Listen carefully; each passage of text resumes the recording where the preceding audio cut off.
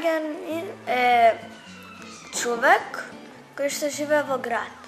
Еден човек од целиот народ, од сите луѓе, и тој има пасош, и на пасошот му пишува дека тоа е македонец. Граѓанин е на државата член.